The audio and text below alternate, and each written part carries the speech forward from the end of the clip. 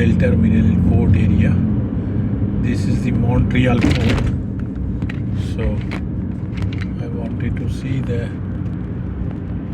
ship where it go from air to ocean.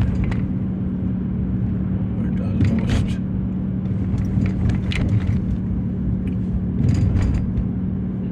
it's very old area. Old type of construction. Solid and brick buildings.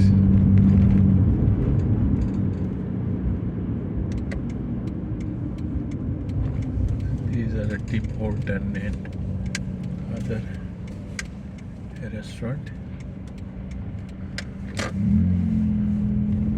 You can see this is the ship area. It's not allowed to go there, but big cargo ships just coming from this area.